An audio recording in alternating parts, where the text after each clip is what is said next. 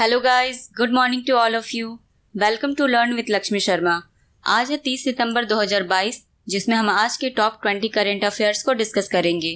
इसमें आपको इन क्वेश्चंस के डिटेल्ड एक्सप्लेनेशन के साथ साथ स्टैटिकल करंट अफेयर्स भी कवर कराया जाएगा और आप इस वीडियो की PDF इसके डिस्क्रिप्शन लिंक पर जाकर डाउनलोड भी कर सकते हैं।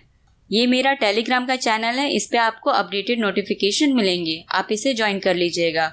और ये मेरा फेसबुक और इंस्टाग्राम का पेज है, आप इसे भी फॉलो कर सकते हो। सो गाइस, चलिए स्टार्ट करते हैं हमारा आज का सेशन।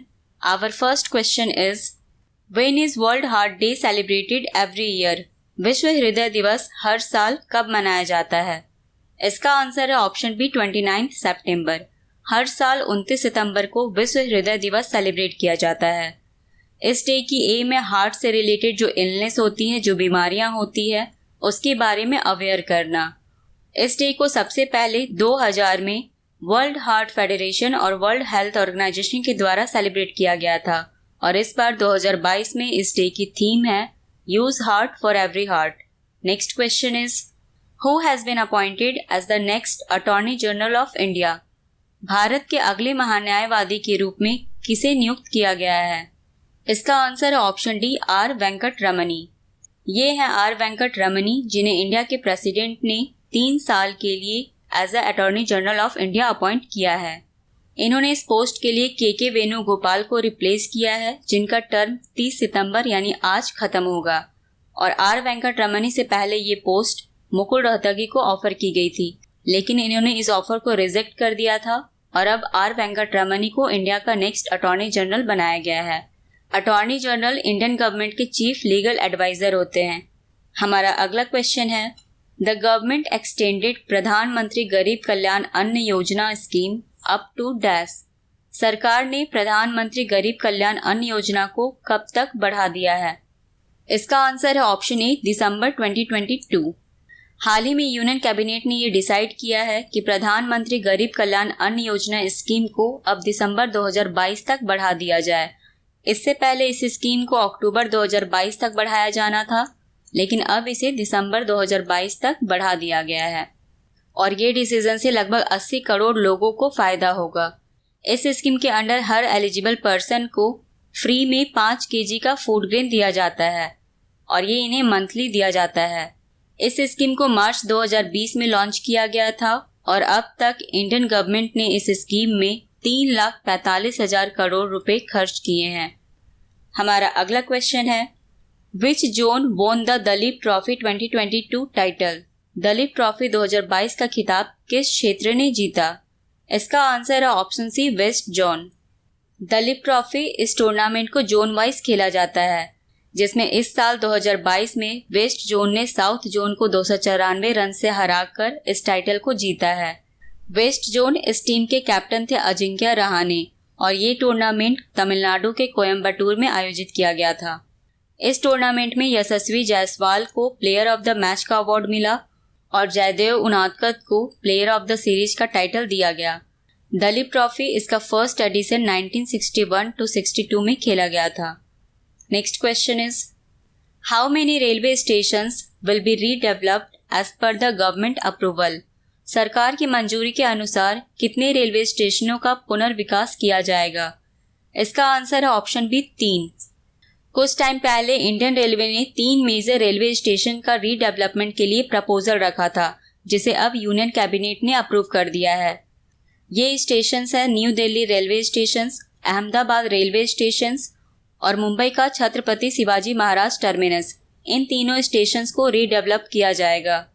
जैसा कि आप पिक्चर में देख सकते हो, ये दिल्ली रेलवे स्टेशन इस तरह बनाया जाएगा, मुंबई का छत्रपति शिवाजी महाराज टर्मिनस कुछ इस तरह बनाया जाएगा और ये है अहमदाबाद का रेलवे स्टेशन जो कुछ इस तरह से होगा। इन तीनों स्टेशंस के रीडेवलपमेंट के लिए सरकार ने 10,000 करोड़ रुपए इन्वेस्ट किए हैं और हमारे रेलवे के यूनियन मिनिस्टर कौन है? ये है अश्विनी वैष्णव और रेलवे बोर्ड के चेयरमैन है VK Tripathi, Vinod Kumar Tripathi. Next question is, ICRA has projected India's financial year 23 GDP growth at dash। ICRA ने भारत की फाइनेंशियल ईयर 2023 की GDP वृद्धि कितने पर अनुमानित की है? इसका आंसर है ऑप्शन डी 7.2%। ICRA ये एक इंडियन रेटिंग एजेंसी है जिसने हाल ही में फाइनेंशियल ईयर 2023 के लिए इंडिया की GDP ग्रोथ रेट 7.2% फॉरकास्ट किया है।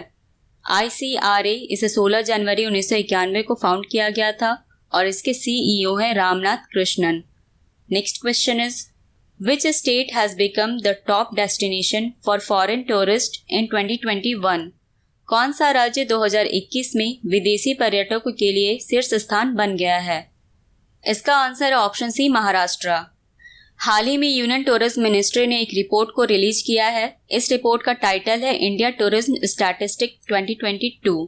इस रिपोर्ट के अकॉर्डिंग 2021 में महाराष्ट्र फॉरेन टूरिस्ट के लिए टॉप डेस्टिनेशन बना, जिसमें 2021 में लगभग 1.26 मिलियन फॉरेन टूरिस्ट ने विजिट किया था। इस रिपोर्ट को वाइस प्रेसिडेंट जगदीप धनखड़ के द्वारा नई दिल्ली में रिलीज किया गया था, जिसमें महाराष्ट्र फॉरेन टूरिस्ट के लिए टॉप डेस्टिनेशन बनी। महाराष्ट्र के बाद सेकंड पोजीशन पर है तमिलनाडु, जिसमें 2021 में लगभग 1.23 मिलियन फॉरेन टूरिस्ट ने विजिट किया था। इसके अलावा कुछ और डेटा है जिसमें 2021 में डोमेस्टिक टूरिस्ट ने सबसे ज़्यादा तमिलनाडु में विजिट किया था। सबसे ज़्यादा 2021 में तमिलनाडु में इंडियन पीपल ने विजिट किया था, जिसमें लगभग 140.65 मिलियन लोगों ने विजिट किया था और ये लोग इंडियन हैं। इस लिस्ट में सेकंड पोजीशन पर है उत्तर प्रदेश, जहां 2021 में 86.12 मिलियन इंडियन पीपल ने विजिट किया था। ये डेटा डोमेस्टिक विजिट का है। इसके अलावा इस रिपोर्ट के अनुसार ASI मतलब आर्कियोलॉजिकल सर्वे ऑफ इंडिया की साइट्स में ताजमहल टॉप डेस्टिनेशन बनी, जिसमें 2021 में सबसे ज़्यादा डोमेस्टिक टूरिस्ट ने टिकट लेकर विजिट किया था। Archaeological survey of India sites उन साइट्स को कहा जाता है जो कल्चरल मॉन्यूमेंट्स होते हैं, जो धरोहर होते हैं, जैसे Taj Mahal, Qutub Minar, red fort etcetera. Taj Mahal के बाद सेकंड नंबर पर है रेड फोर्ट और थर्ड नंबर पर है कुतुब मीनार, जहां सबसे ज़्यादा डोमेस्टिक टूरिस्ट ने 2021 में विजिट किया था। इसके अलावा तमिलनाडु का ममल्लापुरम टॉप ASI डेस्टिनेशन बनी, जहां सबसे ज़्यादा फॉरेन टूरिस्ट ने विजिट किया था। तो ये कुछ डेटा है जिसे आप याद कर लीजिएगा। हमारा अगला क्वेश्चन है when was international day for universal access to information celebrated? सूचना तक सार्वभौमिक पहुंच के लिए अंतर्राष्ट्रीय दिवस कब मनाया गया? इसका आंसर है ऑप्शन बी, 28 सितंबर। यूनिवर्सल एक्सेस टू इन्फॉर्मेशन का मतलब होता है किसी इन्फॉर्मेशन को यूनिवर्सली एक्सेस करना। जैसे हम किसी इन्फॉर्मेशन को गूगल पर सर्च करते हैं तो पूरा वर्ल्ड उसे सर्च कर सकता है। तो ये एक यूनिवर्सल प्लेटफॉर्म हो गया जहाँ पर कोई भी सर्च कर सकता है। इसलिए हर साल इसके इम्पोर्टेंस के बारे में अवेयर करने के लिए इस डे को सेलिब्रेट किया जाता है।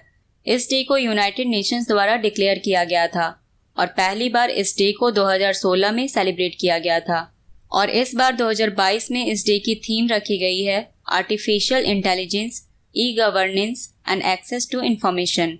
हमारा अगला क्वेश्चन है recently Jayanti Patnaik passed away, she was. हाल ही में जयंती पटनायक का निधन हो गया है, वे क्या थी? इसका आंसर है ऑप्शन ए, पॉलिटिशियन। जयंती पटनायक ये एक वेटरन कांग्रेस लीडर थी और ये ओडिशा की फॉर्मर MP थी जिनका हाल ही में निधन हो गया है। ये पॉलिटिशियन के साथ साथ एक सोशल वर्कर भी थी जिन्हें नेशनल कमीशन फॉर वुमेन का पहला चेयरपर्सन बनाया गया था। इन्होंने इस कमीशन को 3 फरवरी 1992 से 30 जनवरी 1995 तक हेड किया था और 1987 में ये ऑल इंडिया महिला कांग्रेस की प्रेसिडेंट भी बनी थी।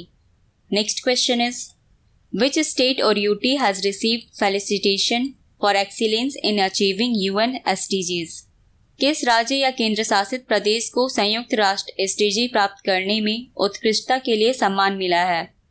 इसका आंसर है option D, Jammu and Kashmir. Jammu and Kashmir को यूनाइटेड नेशंस के जो भी 17 सस्टेनेबल डेवलपमेंट गोल्स हैं उसे अचीव करने के लिए इसे सम्मानित किया गया है। यूनाइटेड नेशन के टोटल 17 सस्टेनेबल डेवलपमेंट गोल्स हैं, जैसे पहला गोल है नो पॉवर्टी का, दूसरा गोल है जीरो हंगर का। इस तरह से टोटल 17 सस्टेनेबल डेवलपमेंट गोल्स हैं जिसे अचीव करने के लिए हाल ही में जम्मू एंड कश्मीर को ऑनर दिया गया है और इस सम्मान को जम्मू एंड कश्मीर गवर्नमेंट के बिहाफ में माइनिंग डिपार्टमेंट के सेक्रेटरी अमित शर्मा ने रिसीव किया है। जम्मू एंड कश्मीर ये एक यूनियन टेरिटरी है जिसके लेफ्टिनेंट गवर्नर है Manoj Sinha. Next question is where has AIFF launched football development scheme. AIFF ने फुटबॉल विकास योजना कहाँ शुरू की है? इसका आंसर है option C Arunachal Pradesh. AIFF यानी ऑल इंडिया फुटबॉल फेडरेशन, इसने हाल ही में अरुणाचल प्रदेश में ग्रासरूट फुटबॉल डेवलपमेंट स्कीम को लॉन्च किया है। इस स्कीम में ग्रासरूट का मतलब है छोटे लेवल से शुरू करना, और ये स्कीम अरुणाचल प्रदेश में 6 साल से 12 साल तक के बच्चों के लिए लॉन्च किया गया है, जिसमें इन बच्चों के अंदर फुटबॉल टैलेंट्स को ढूंढा जाएगा और उन्हें ट्रेनिंग दी जाएगी। ये स्कीम अरुणाचल प्रदेश के 100 स्कूल्स के लिए लाई गई है, जिसमें उन स्कूल्स को प्रेफरेंस दिया जाएगा जहां पहले से फुटबॉल ग्राउंड हो और क्वालिफाइड फिजिकल ट्रेनिंग टीचर हो। इन स्कूलों को सबसे पहले प्रेफरेंस दी जाएगी, यहाँ के बच्चों को सबसे पहले सेलेक्ट किया जाएगा। अरुणाचल प्रदेश, इसकी कैपिटल है ईटानगर, इसके चीफ मिनिस्टर है पेमा खांडू और इसके गवर्नर है BD Mishra. Next question is which state has partnered with IRCTC to promote tourist spots. पर्यटन स्थलों को बढ़ावा देने के लिए किस राज्य ने IRCTC के साथ भागीदारी की है? इसका आंसर है ऑप्शन बी छत्तीसगढ़। छत्तीसगढ़ के टूरिज्म बोर्ड ने हाल ही में IRCTC के साथ एक पार्टनरशिप किया है, जिसमें ये अपने स्टेट में टूरिस्ट प्लेसेस को प्रमोट करेगी। इस एग्रीमेंट के अंडर IRCTC छत्तीसगढ़ के टूरिस्ट प्लेसेस को सोशल मीडिया प्लेटफॉर्म के थ्रू प्रमोट करेगी, जिससे इंडिया के दूसरे स्टेट से भी ट्रैवलर आ सके। IRCTC इसका फुल फॉर्म है Indian railway catering and tourism corporation, और छत्तीसगढ़ इसकी कैपिटल है रायपुर, इसकी चीफ मिनिस्टर है भूपेश बघेल और इसके गवर्नर है Anusuiya Uikey. Next question is who has appointed as Indian ambassador to Madagascar. Madagascar में भारतीय राजदूत के रूप में किसे नियुक्त किया गया है? इसका आंसर है ऑप्शन डी बंदारू विल्सन बाबू। ये हैं बंदारू विल्सन बाबू, जिन्हें हाल ही में मिनिस्ट्री ऑफ एक्सटर्नल अफेयर्स ने मेडागास्कर में इंडियन एम्बेसडर अपॉइंट किया है। एम्बेसडर उन देशों में अपॉइंट किए जाते हैं जो नॉन कॉमनवेल्थ कंट्रीज होती है। नॉन कॉमनवेल्थ कंट्रीज उन देशों को कहा जाता है जिन पर ब्रिटिश का शासन नहीं था। और एक टर्म होता है हाई कमिश्नर। इन्हें उन देशों में अपॉइंट किए जाते हैं जो कॉमनवेल्थ कंट्रीज होती है। कॉमनवेल्थ कंट्रीज उन देशों को कहा जाता है जिन पर पहले ब्रिटिश का शासन था। और अब मेडागास्कर में इंडियन एम्बेसडर बनाया गया है बंदारू विल्सन बाबू। इन्होंने इस पोस्ट के लिए अभय कुमार को रिप्लेस किया है। मेडागास्कर, इसकी कैपिटल है अंतानानारिवो, इसके प्रेसिडेंट है एंड्री राजोलिना और इसकी करेंसी है मालागासी अरियरी, और हमारे यूनियन एक्सटर्नल मिनिस्टर हैं S Jaishankar. Next question is India has partnered with which country to formalise the bilateral fast track mechanism. द्विपक्षीय फास्ट ट्रैक तंत्र को औपचारिक रूप देने के लिए भारत ने किस देश के साथ भागीदारी की है? इसका answer option C Netherlands. India ने हाल ही में नीदरलैंड के साथ एक जॉइंट स्टेटमेंट साइन किया है, जिसमें इन दोनों देशों के बीच फास्ट ट्रैक मैकेनिज्म को सिस्टमैटिक किया जाएगा।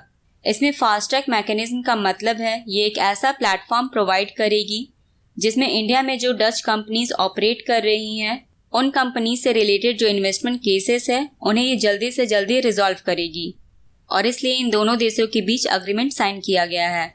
और एक रिपोर्ट के अनुसार अप्रैल 2000 से जून 2020 के बीच नीदरलैंड ने इंडिया में $42.3 बिलियन का FDI किया है। नीदरलैंड, इसके कैपिटल है एम्स्टर्डम, इसके प्राइम मिनिस्टर है मार्क रूट और इसकी करेंसी है यूरो।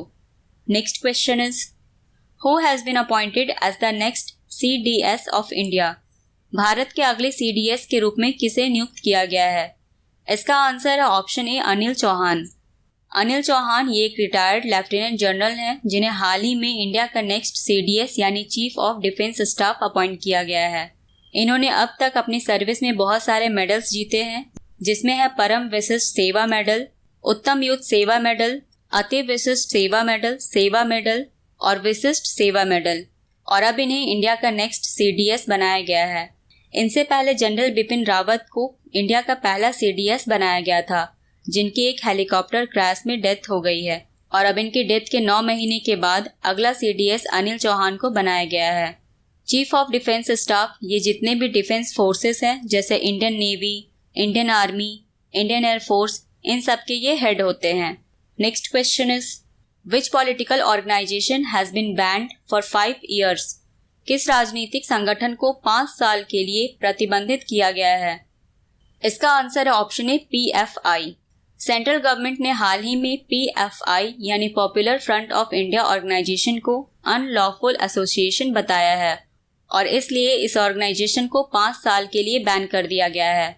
ये ban unlawful activities prevention act 1967 के सेक्शन 3 के सब सेक्शन 1 के तहत की गई है, जिसमें इस पॉलिटिकल ऑर्गेनाइजेशन के साथ साथ इसके जो भी एसोसिएट्स हैं उन्हें भी 5 साल के लिए बैन कर दिया गया है, जिसमें रिहाब इंडिया फाउंडेशन और कैंपस फ्रंट ऑफ इंडिया शामिल है। हमारा अगला क्वेश्चन है which state assembly passed a bill for international Buddhist university? अंतर्राष्ट्रीय बौद्ध विश्वविद्यालय के लिए किस राज्य की विधानसभा ने विधेयक पारित किया है? इसका आंसर है ऑप्शन डी त्रिपुरा। हाल ही में त्रिपुरा की विधानसभा ने एक बिल को पास किया है जिसमें त्रिपुरा के मनुबंकुल में एक Dhamma Dipa international Buddhist university establish किया जाएगा। इस यूनिवर्सिटी में बुद्धिज्म, साइंस एंड टेक्नोलॉजी और दूसरे प्रोफेशनल कोर्सेज पढ़ाए जाएंगे और इस यूनिवर्सिटी के लिए 51 से ज़्यादा कंट्रीज ने फंड किया है, जबकि इस यूनिवर्सिटी के लिए त्रिपुरा की गवर्नमेंट ने 25 एकड़ की ज़मीन दी है।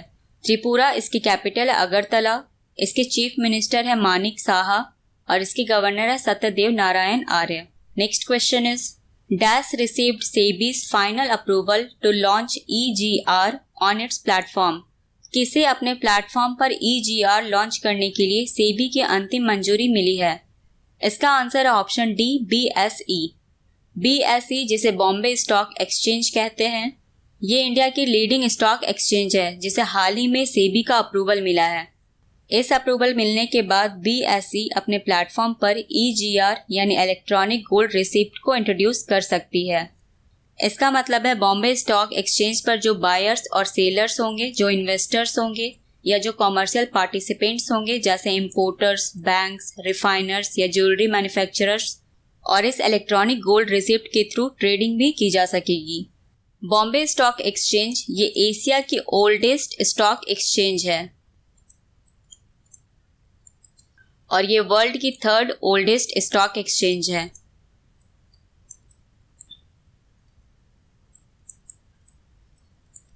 इसे 1875 में स्टैब्लिश किया गया था और इसके MD एंड CEO हैं Ashish Kumar Chauhan. Next question is which state got first prize for adventure tourism? साहसिक पर्यटन के लिए किस राज्य को प्रथम पुरस्कार मिला? इसका आंसर है ऑप्शन सी उत्तराखंड। उत्तराखंड को 2 कैटेगरीज में फर्स्ट प्राइज दिया गया है। ये कैटेगरीज है बेस्ट एडवेंचर टूरिज्म डेस्टिनेशन का और दूसरी कैटेगरी है all around development of tourism का। ये prize vice president Jagdeep Dhankhar के द्वारा उत्तराखंड के tourism and culture minister Satpal Maharaj को दिया गया है और ये अवार्ड वर्ल्ड टूरिज्म डे के ओकेजन पर दिया गया था। इसके अलावा हाल ही में मध्य प्रदेश को अलग अलग टूरिज्म कैटेगरी में 8 अवार्ड्स दिए गए थे और इसके साथ ही मध्य प्रदेश 8 अवार्ड्स जीतकर टॉप लिस्ट पर है। उत्तराखंड इसकी 2 कैपिटल है, देहरादून ये विंटर कैपिटल है और गैरसैंण ये समर कैपिटल है। उत्तराखंड के चीफ मिनिस्टर है पुष्कर सिंह धामी और इसके गवर्नर है Gurmeet Singh. Next question is which state is hosting the 36th national game? 36वें राष्ट्रीय खेलों की मेजबानी कौन सा राज्य कर रहा है? इसका आंसर है option D Gujarat. Gujarat state 29 सितंबर 2022 से 36वें नेशनल गेम्स को होस्ट कर रही है, जिसे लगभग 90 दिनों के लिए आयोजित किया जाएगा। इस नेशनल गेम को officially prime minister Narendra Modi द्वारा अहमदाबाद के नरेंद्र मोदी स्टेडियम में इनॉग्रेट किया गया और ये नेशनल गेम गुजरात के 6 शहरों में आयोजित की जाएगी, जिसमें अहमदाबाद, गांधीनगर, वडोदरा, सूरत, भावनगर और राजकोट शामिल है। इस नेशनल गेम में टोटल 36 यूनिट से एथलीट पार्टिसिपेट करेंगे जो स्टेट्स और सर्विस स्पोर्ट्स कंट्रोल बोर्ड के होंगे और इस 36वें नेशनल गेम में 35 स्पोर्ट्स इवेंट होंगे, जिसमें पहली बार मलखम्ब और योगा को शामिल किया गया है। सो गाइस, ये थे आज के टॉप 20 क्वेश्चंस। टाइम है अब क्विज का। पिछले वीडियो में मैंने क्वेश्चन पूछा था विच state got India's first avalanche monitoring radar? इसका आंसर था ऑप्शन सी सिक्किम। अगले क्वेश्चन का आंसर आपको कमेंट सेक्शन में देना है। So the question is which state will use the portable device SAANS to stop neonatal death. नवजात मृत्यु को रोकने के लिए कौन सा राज्य पोर्टेबल डिवाइस जिसका नाम SAANS है उसे उपयोग करेगा। आपके ऑप्शन है असम, छत्तीसगढ़, महाराष्ट्र या गुजरात। इसका आंसर आप कमेंट सेक्शन में देंगे। डेली जो मैं क्विज देती हूँ उसके आंसर का रिप्लाई करने का आपको ये बेनिफिट होगा कि आपको करंट अफेयर्स के क्वेश्चंस रिकॉल होते रहेंगे, जिससे आपका रिवीजन भी होता रहेगा। इसलिए जो भी क्विज मैं पूछती हूँ उसका आप कमेंट सेक्शन में ज़रूर रिप्लाई किया कीजिए। सो गाइज, आज की वीडियो में बस इतना ही। अगर आपको वीडियो पसंद आई तो इस चैनल को सब्सक्राइब कर लीजिए और इसे लाइक और शेयर करना मत भूलिएगा। Thanks for watching guys and have a good day. Bye bye.